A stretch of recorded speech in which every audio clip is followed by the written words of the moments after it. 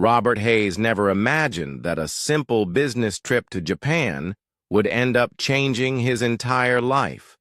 For the past 15 years, he had built his technology company from a small startup in his garage to a billion-dollar empire. His software solutions were used by companies all over the world, and deals like the one he just closed in Tokyo were exactly what kept his business on top. The meeting in Tokyo was supposed to last 3 days, but Robert's team had worked through the night to finalize everything early. By Tuesday morning, they had signed contracts worth $50 million.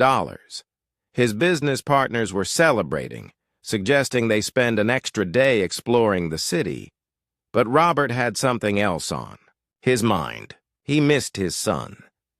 8-year-old Tyler was the most important thing in Robert's world, even though work often kept them apart. Since his wife had passed away in that terrible car accident 8 months ago, Robert had thrown himself even deeper into his business. It was easier than dealing with the pain at home. But sitting in that Tokyo conference room, surrounded by success and achievement, all he could think about was surprising Tyler with an early return. The flight back to Connecticut felt endless. Robert kept checking his watch, calculating the time difference, imagining Tyler's face when he walked through the door. He had promised himself he would be a better father, more present, more involved. Work would always be there. But Tyler was growing up fast, and Robert didn't want to miss any more precious moments. The taxi pulled up to the Hayes mansion just after 2 in the afternoon on Wednesday. The sprawling estate sat on 5 acres of perfectly manicured grounds with a circular driveway leading to the grand entrance. Robert had bought this house when Tyler was born, dreaming of family dinners in the dining room and birthday parties in the backyard. Now it felt too big, too quiet, too empty, without his wife's laughter filling the halls. Robert paid the driver and grabbed his luggage, excitement building in his chest. Tyler should be at school right now, but Robert planned to pick him up early. Maybe they could grab ice cream and spend the afternoon at the park. These were the simple moments Robert realized he had been missing while chasing the next big deal. He pushed open the front door, expecting the usual afternoon silence. Instead, he heard something that made him freeze in the entryway. Laughter. Not just any laughter, but Tyler's genuine, joyful giggling mixed with an adult voice he didn't immediately recognize. Robert set down his bags quietly, his businessman instincts kicking in. Something wasn't right. Tyler should be in 3rd grade right now, working on math problems or reading stories with his teacher. Why was he home, and who was with him? Following the sound, Robert walked through the marble foyer, past the formal living room they rarely used, and into the kitchen. The laughter was getting louder, coming from the backyard. Through the large window above the sink, Robert could see the stone patio where his wife used to host summer barbecues. What he saw next made his heart skip a beat. Tyler was sitting at the outdoor chess table, his small hands carefully moving, a knight across the board. Across from him sat Helen, the housekeeper Robert had hired 6 months ago when it became clear he couldn't manage everything alone. But this wasn't the formal professional relationship Robert had expected when he hired her. Helen was laughing at something Tyler had said, her eyes crinkling with genuine warmth. She was a woman in her early 60s, with kind eyes and graying hair that she always kept neatly pulled back. When Robert had interviewed her, she had impressed him with her references and her quiet, efficient manner. She kept the house spotless, prepared simple meals, and picked Tyler up from school when Robert's meetings ran late. But what Robert was witnessing now was something entirely different. This looked like family. Tyler suddenly jumped up from his chair and ran around the table, throwing his arms around Helen in a spontaneous hug. "Thank you for teaching me that move, Grandma Helen," he said, his voice filled with affection. "Mom always said chess was about thinking ahead." Robert's hand gripped the edge of the kitchen counter. Grandma Helen? When had this happened? And Tyler was talking about his mother, something he rarely did anymore, especially not with such ease and comfort. Helen hugged Tyler back, her face soft with the kind of love Robert recognized from watching his own mother with Tyler. "Your mama was a smart woman," Helen said gently. "She would be so proud of how you're learning to think through each move." Robert felt a mixture of emotions flood through him. Part of him was touched that Tyler had found comfort with Helen. The boy had been so withdrawn since the accident, barely speaking about his mother, barely showing interest in anything. But another part of Robert felt something he couldn't quite name. Was it jealousy? Confusion? Why hadn't Tyler ever opened up to him like this? Then reality hit him like a cold wave. Tyler wasn't at school. It was Wednesday afternoon, and his son was home playing chess instead of sitting in Mrs. Peterson's third-grade classroom. How long had this been going on, and why hadn't Helen told him? Robert checked his phone. No missed calls from the school. No texts about Tyler being sick. Nothing. Either the school thought Tyler was legitimately absent, or Helen had somehow arranged this without anyone knowing. He watched as Helen set up the chess pieces again, patiently explaining something about protecting the king. Tyler listened with the kind of attention Robert hadn't seen from him in months. His son looked relaxed, happy even. When was the last time Robert had seen Tyler smile like that? But the questions kept multiplying in Robert's mind. How many days had Tyler missed school? What else had been happening in his absence? Helen seemed to know exactly how to talk to Tyler about his mother, something Robert himself struggled with every day. Where had she learned these things about his family? Robert pulled out his phone and scrolled through his recent text messages with Helen. Short, professional updates about Tyler's schedule and household needs. Nothing that suggested Tyler was having problems at school.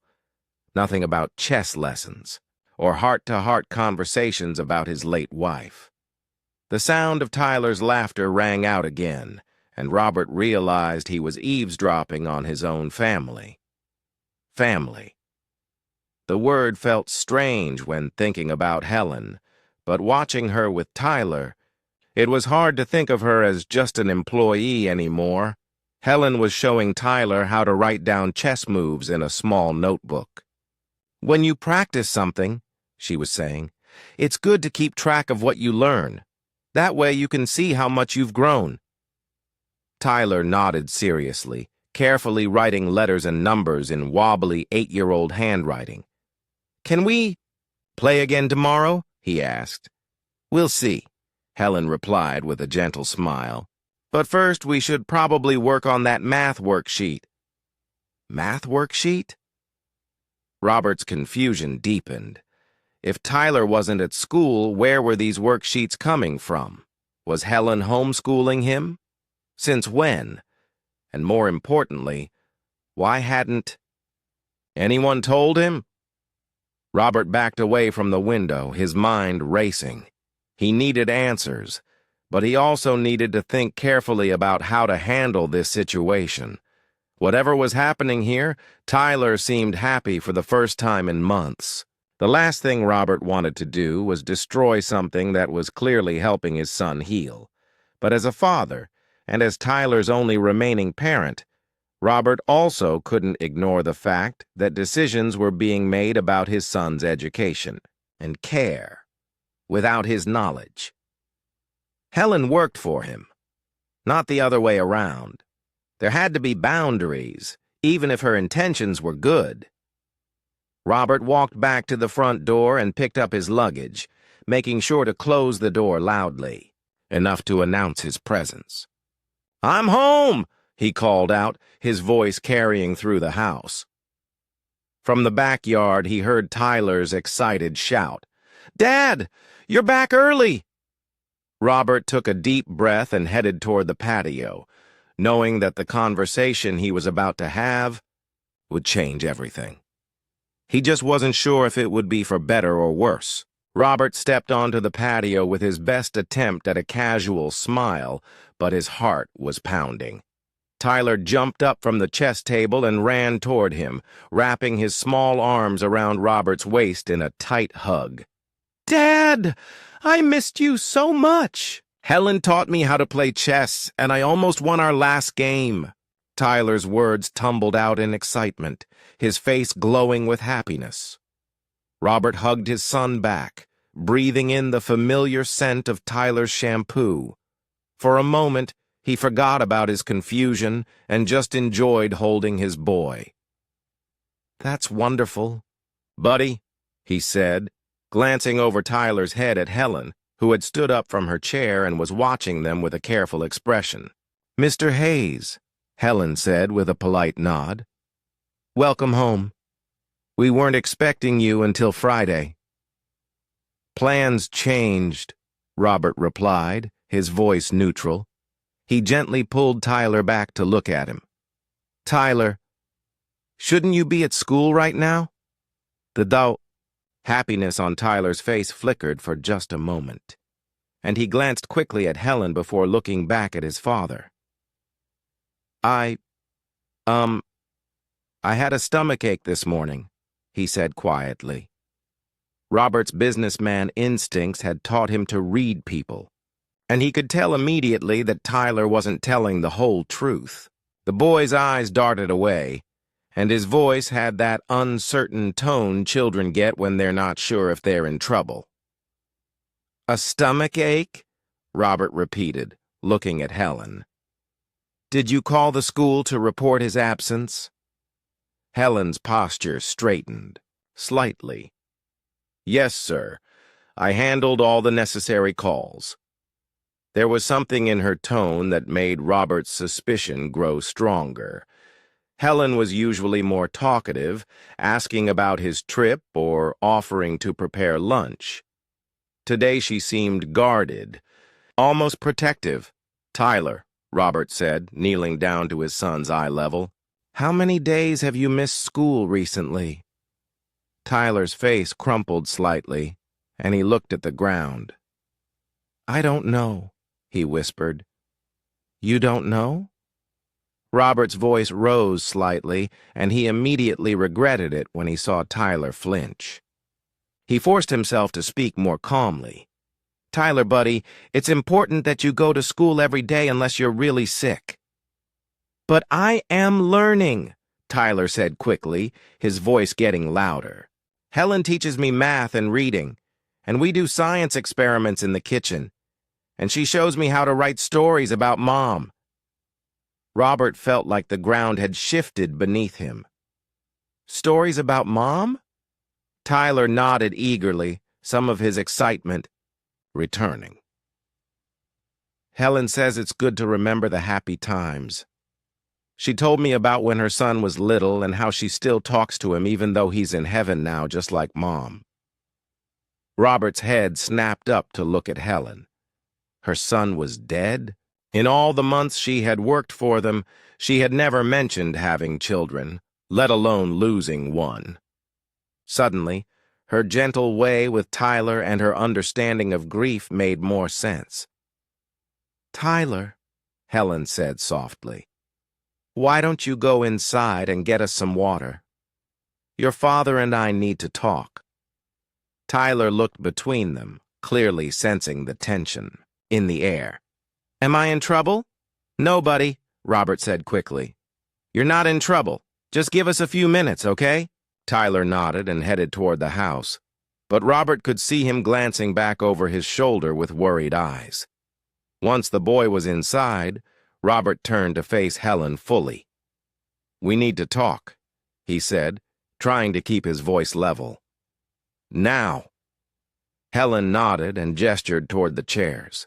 They sat across from each other at the chess table, the pieces still scattered from Tyler's lesson. For a moment, neither of them spoke. "How long has Tyler been missing school?" Robert asked finally. Helen took a deep breath. "About 3 weeks, Mr. Hayes. But before you get angry, please let me explain." 3 weeks? Robert's voice was sharp now.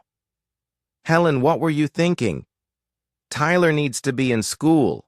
He needs structure, routine, normal activities with other kids his age."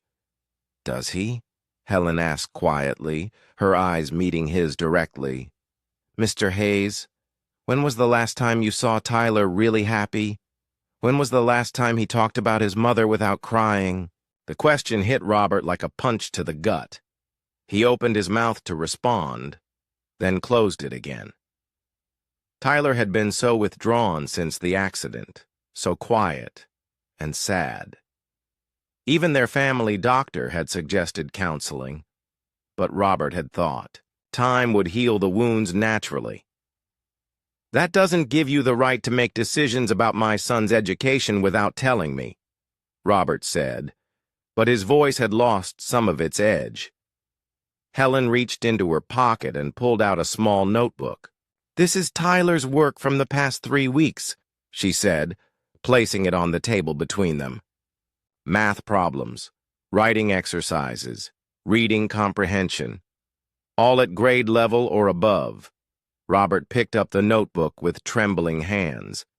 The pages were filled with Tyler's handwriting, much neater than he remembered it being. Math problems were solved correctly. Short stories were written in careful sentences, and there were drawings with detailed captions. One page made Robert's breath catch in his throat. It was a story titled "My Mom's Garden." Tyler had written about how his mother used to plant flowers every spring, and how she taught him that even when flowers die in winter, their roots stay strong underground, ready to grow again when the time is right. "He wrote this?" Robert asked, his voice barely above a whisper. 2 days ago, Helen confirmed. "Mr. Hayes, Tyler has been having panic attacks about going to school, not just sadness, real physical panic. Shaking, trouble breathing, getting sick to his stomach. The school counselor called me 3 weeks ago because Tyler had locked himself in the bathroom and wouldn't come out." Robert felt the notebook slip from his hands. "The school called you? Why didn't they call me?" "They tried," Helen said gently. "You were in meetings all day. They called your office and your assistant, said you couldn't be disturbed unless it was life or death." The memory came flooding back. Robert had been in crucial negotiations for a contract worth $30 million. His assistant had mentioned some calls from Tyler's school, but she had said it wasn't urgent. He had planned to call back after the meeting, but then there had been dinner with clients, and by the time he got home, Tyler was already asleep. "So the counselor asked if I could pick Tyler up," Helen continued. "When I got there, Tyler was crying so hard he couldn't breathe. He kept saying he couldn't handle being around all those people, all that noise, when all he could think about was his mama." Robert put his head in his hands. How had he missed this? How had he been so focused on work that he hadn't noticed his own son falling apart? The counselor suggested that Tyler might benefit from some time at home, Helen said. Just temporarily until he felt stronger. She said sometimes children need to process grief in their own time and space. "But 3 weeks, Helen. 3 weeks without telling me." Helen's voice became firmer. "Mr. Hayes, I tried to tell you. I left messages. I sent texts asking if we could talk about Tyler's schooling. You kept saying you'd call back when you had time." Robert's phone buzzed, and he automatically reached for it. Then he stopped, looking at Helen's patient but tired expression. How many times had he done exactly this? Put work calls ahead of conversations about Tyler? You should have insisted, he said, but even as the words left his mouth, he knew they weren't fair. Should I have? Helen asked quietly. Mr. Hayes, you hired me to take care of Tyler when you couldn't be here. That's exactly what I've been doing. Tyler's voice called from the kitchen. Dad? Helen? Are you okay out there? Robert realized they had been talking for almost 20 minutes, and their voices had probably carried into the house. He could picture Tyler inside, worried that he had caused trouble between the two most important adults in his life. We're fine, sweetie, Helen called back. Just talking about grown-up stuff. Robert looked at the chess set, at Tyler's notebook full of careful writing, at Helen's weathered hands that had clearly been taking care of his son with more attention than he had been giving. Helen, he said slowly, I need to understand something. You said you lost a son. Helen's expression softened with old pain. David. He was a soldier. Died in Afghanistan 5 years ago. He was 26, married, with a little girl Tyler's age. I'm sorry, Robert said, and meant it. I had no idea. Grief changes you, Helen said simply. It can make you stronger or it can break you. Tyler is stronger than you think, Mr. Hayes, but he needed someone who understood that sometimes you have to sit with the sadness before you can move through it. From inside the house, they could hear Tyler humming softly to himself. It was a song Robert recognized, one his wife used to sing while cooking dinner. 3 weeks ago, Tyler couldn't even say his mother's name without having a panic attack, Helen said. Yesterday, he spent an hour telling me stories about the cookies she used to bake. Which one sounds like healing to you? The next morning, Robert woke up earlier than usual. His conversation with Helen had kept him awake most of the night, her words echoing in his mind. Tyler couldn't even say his mother's name without having a panic attack. How had he missed something so important about his own son? Robert made coffee and sat in his kitchen, staring out at the patio where Tyler and Helen had been playing chess the day before. He had always prided himself on being observant, on reading situations quickly and making smart decisions. It's what made him successful in business. But somehow, he had completely missed the fact that his 8-year-old son was struggling with panic attacks. He heard footsteps on the stairs and turned to see Tyler coming down to the kitchen, still in his pajamas. The boy looked hesitant, unsure, like he was testing the waters after yesterday's tension. Morning, buddy, Robert said, trying to sound normal. Want some breakfast? Tyler nodded and climbed onto one of the kitchen stools. Is Helen still here? He asked quietly. Of course she's still here, Robert replied, though he realized Tyler had probably been worried about that all night. She's probably getting ready upstairs. Good, Tyler said with visible relief. I was scared you might fire her because of the school thing. Robert felt his chest tighten. His son had spent the night worrying about losing another important person in his life. Tyler, Helen isn't going anywhere, okay? But we do need to talk. About school. Tyler's face fell. Do I have to go back today? Not today, Robert said carefully. But soon. Education is important, buddy. Helen teaches me lots of stuff, Tyler said, his voice getting smaller. She shows me how to do math, with the chess pieces. And we read books about science, and yesterday we learned about how plants grow. Before Robert could respond, Helen appeared in the kitchen doorway. She was dressed in her usual simple clothes, her hair pulled back neatly, but she looked tired. Robert wondered if she had slept as poorly as he had. Good morning, she said, politely. Tyler, Would you like your usual breakfast? Yes, please, Tyler said, brightening immediately at Helen's presence. Robert watched as Helen moved around the kitchen with easy familiarity. She knew exactly how Tyler liked his eggs, which juice he preferred, how to cut his toast into triangles the way his mother used to do. These were small details, but they added up to something bigger. Helen knew Tyler in ways that Robert realized he didn't. "Helen," Robert said as she placed Tyler's plate in front of him, "would it be okay if I worked from home today? I'd like to see what Tyler's typical day looks like." Helen paused, her hand still on Tyler's plate. "Of course, Mr. Hayes.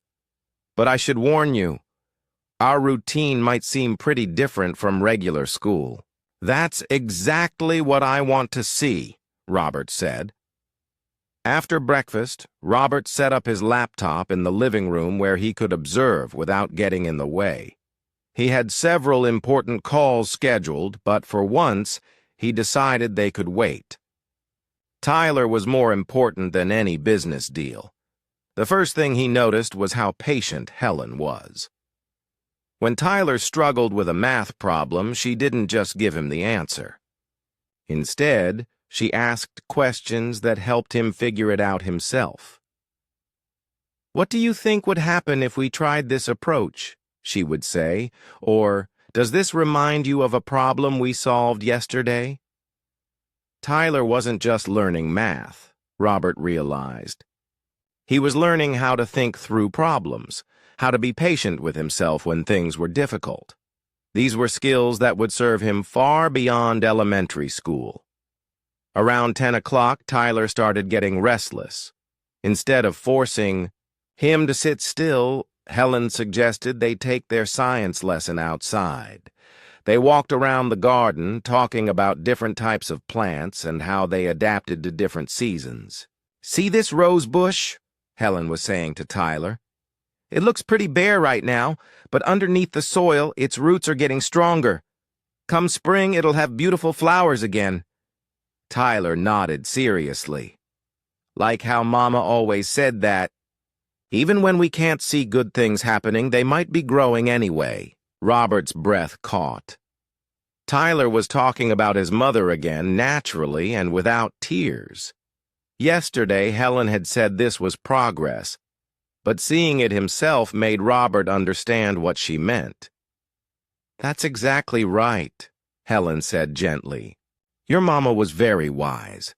They spent another hour in the garden, with Tyler helping Helen plant some winter vegetables. Robert watched his son's face as he carefully placed seeds in the soil, following Helen's instructions with intense concentration. Tyler looked peaceful, engaged, happy. When was the last time Robert had seen his son look this content? After lunch, Helen sat with Tyler at the kitchen table for what she called writing time. She gave Tyler a prompt. "Write about your favorite memory from this week." Tyler thought for a few minutes, then began writing carefully in his notebook. Robert couldn't see what he was writing, but he could see Tyler's face. The boy was smiling slightly as he wrote, occasionally asking Helen how to spell a word. When Tyler finished, Helen asked if he wanted to share his story. Tyler nodded enthusiastically and began reading aloud. "My favorite memory from this week was when Dad came home early and found me and Helen playing chess. I was scared at first because I thought Dad might be mad, but then I realized that now Dad can learn to play chess too, and maybe we can all play together." Robert felt tears prick at his eyes. Tyler had been thinking about including him, not about the trouble he might be in. "That's a beautiful story, Tyler," Helen said. "Would you like to read it to your dad?" Tyler looked toward the living room, where Robert was pretending to work on his laptop. "Dad, do you want to hear my story?" Robert closed his laptop immediately. "I would love to hear your story, buddy." Tyler ran over and read his story again, his voice full of excitement. When he finished, he looked up at Robert expectantly. So, do you want to learn chess? Helen says it's never too late to learn new things. I would love to learn chess, Robert said, surprising himself with how much he meant it. Maybe Helen could teach us both. Tyler's face lit up like Christmas morning. Really? We could have family chess tournaments? Family. There was that word again. Robert looked over at Helen, who was quietly cleaning up the lunch dishes.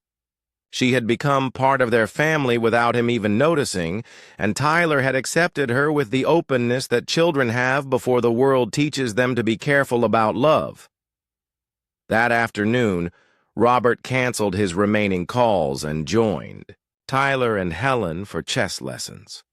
Helen was a patient teacher with him, too, explaining the basics without making him feel stupid for not knowing something an 8-year-old had already learned.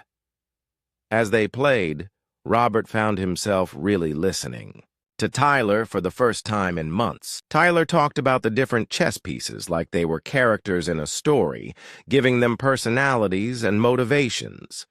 His imagination was incredible, and Robert realized his son was far more creative and thoughtful than he had given him credit for. "Dad," Tyler said during their second game, "Helen told me that sometimes when people are sad, they forget how to have fun. Is that what happened to you after Mama died?" The question was so direct, so innocent that Robert almost couldn't answer. He looked at Tyler's earnest face, then at Helen, who was watching quietly from across the table. "Yeah, buddy," Robert said finally. "I think that's exactly what happened to me." "It's okay," Tyler said seriously. "Helen says sadness doesn't last forever if you don't try to carry it all by yourself." That evening, after Tyler had gone to bed, Robert found Helen in the kitchen, preparing things for the next day. She looked up when he entered, her expression cautious. "Thank you," Robert said simply. "For today, for the past 3 weeks, for seeing what Tyler needed when I couldn't." Helen nodded. "Tyler's a special boy, Mr. Hayes. He just needed someone to sit with him in his sadness until he was ready to find his way back to joy." "You lost your son," Robert said quietly. "But you still had the strength to help mine. I don't know how you do it." Helen's smile was sad but genuine. "Grief taught me that love doesn't end when someone dies. It just finds new ways to express itself. Helping Tyler heal has been helping me heal too." Robert understood then that Helen hadn't just been taking care of Tyler. She had been taking care of both of them in ways he was only beginning to appreciate. Tomorrow, he decided, things were going to be different. He was going to be the father Tyler deserved, and he was going to make sure Helen knew how grateful he was for showing him the way. 2 weeks later, Robert sat in Dr. Martinez's office with Tyler beside him. It was their third family therapy session, and Robert was amazed at how much had changed in such a short time. Tyler was talking openly about his feelings, something that had seemed impossible just a month ago. "So, Tyler," Dr. Martinez said with a warm smile, "tell me about your week. What made you feel happy?" Tyler swung his legs from the chair, thinking carefully. "Well, Dad and I planted tomatoes with Helen on Monday, and yesterday, Dad taught me how to use his calculator for really big math problems. Oh, and Helen is teaching both of us how to cook Mama's favorite soup." Robert watched his son's animated face as he talked. The panic attacks had stopped completely. Tyler still had sad moments when he missed his mother. But now he could talk about those feelings instead of letting them build up inside until they exploded. "That sounds wonderful," Dr. Martinez said. "Robert, how are you feeling about these changes?" Robert took a deep breath. "Honestly, I feel like I'm finally getting to know my son again. I was so focused on keeping everything normal after my wife died that I didn't realize normal wasn't what Tyler needed. It had been a difficult realization. For months, Robert had pushed Tyler to maintain his old routines, thinking that structure would help him heal. Instead, Tyler had been drowning in expectations he couldn't meet while grieving a loss he didn't understand. Dad used to be on his phone a lot, Tyler added matter-of-factly. But now he plays chess with me every day after dinner, and he's getting pretty good at it too, Dr. Martinez smiled. It sounds like you're both learning new things about each other. After the session, Robert and Tyler walked to their car hand in hand. It was something small, but Robert had noticed that Tyler reached for his hand more often now. Touch seemed to comfort him in ways it hadn't before. "Dad," Tyler said as they drove home, "can we stop at the flower shop? I want to get something special for Helen." "Special occasion?" Robert asked. "Sort of," Tyler said mysteriously. "Helen told me that her son David would have been 31 today. I thought maybe we could get flowers for him, like we do for Mama sometimes." Robert's heart swelled with pride. His 8-year-old son was learning empathy and compassion from Helen's example, thinking of ways to comfort someone else who was grieving. They spent 20 minutes in the flower shop, with Tyler carefully selecting white roses because Helen had mentioned they were David's favorites. The florist helped Tyler write a card that said, "For David, from your friend Tyler. Thank you for sharing your mama with me." When they arrived home, Helen was in the kitchen preparing dinner.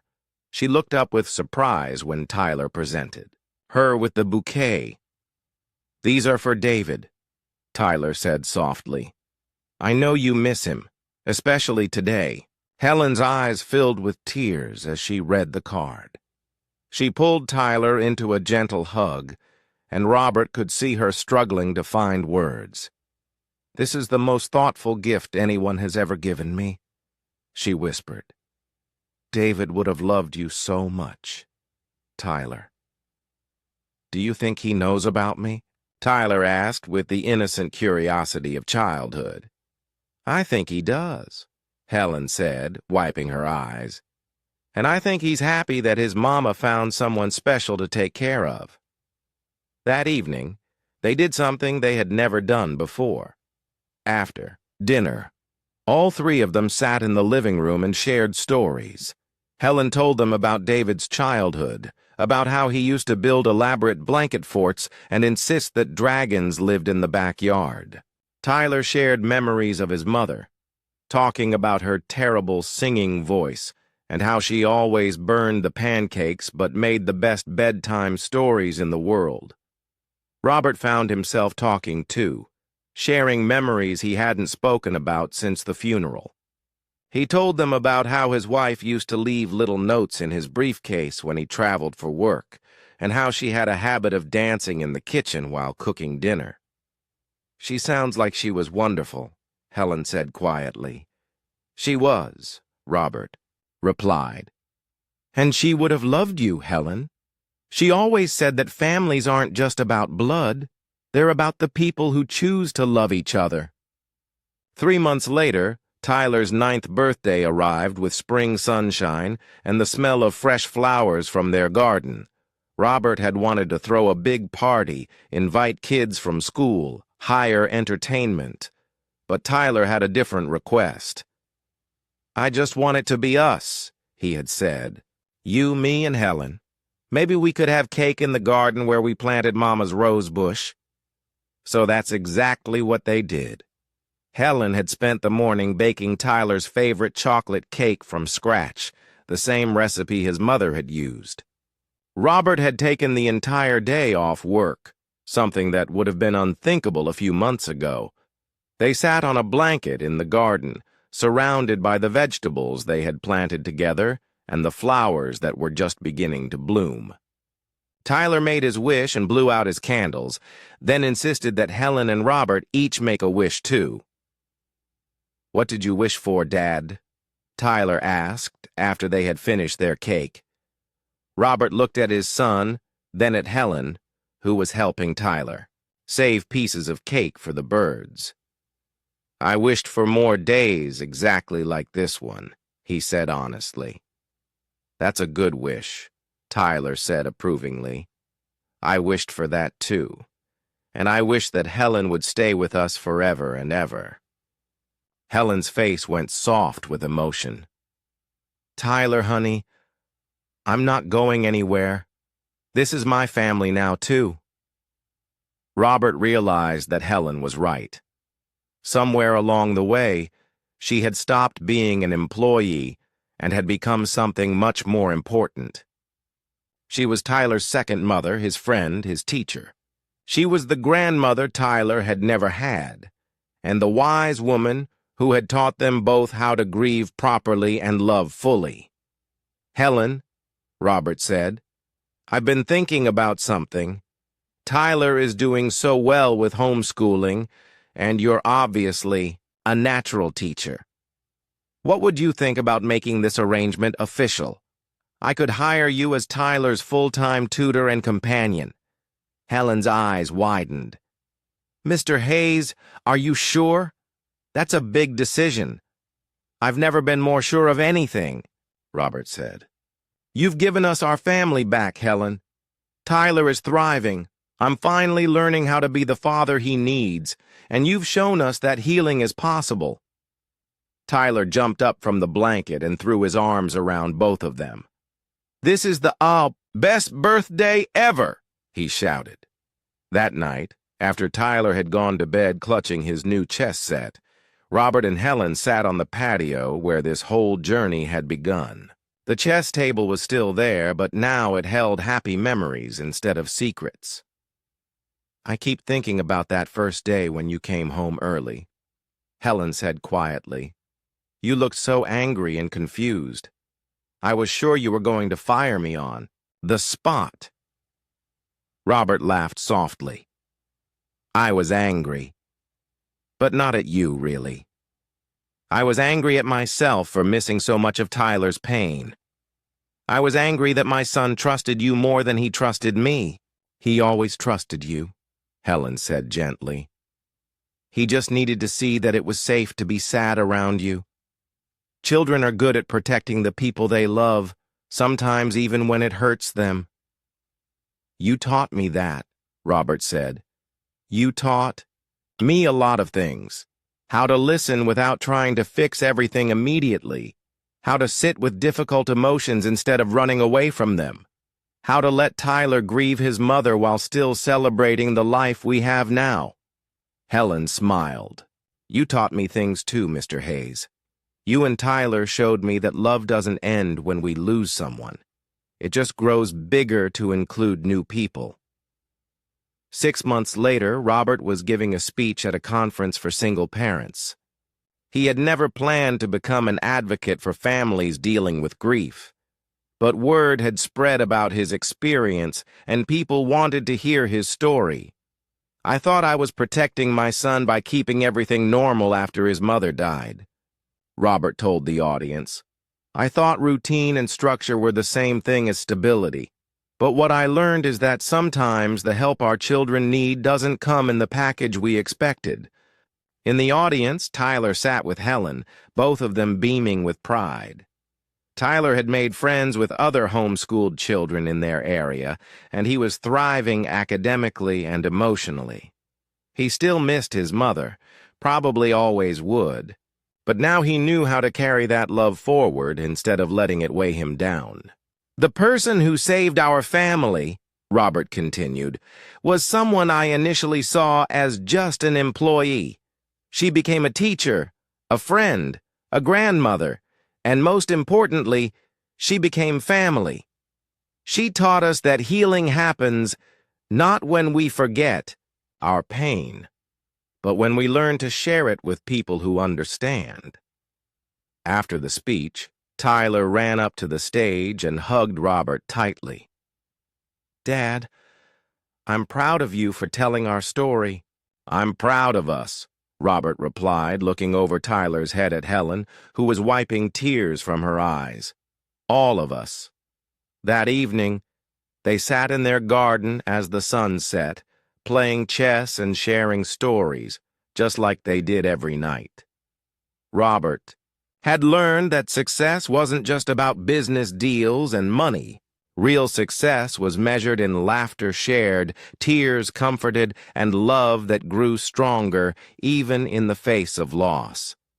Helen had been right that first day when she told Tyler that some things need time to grow underground before they can bloom.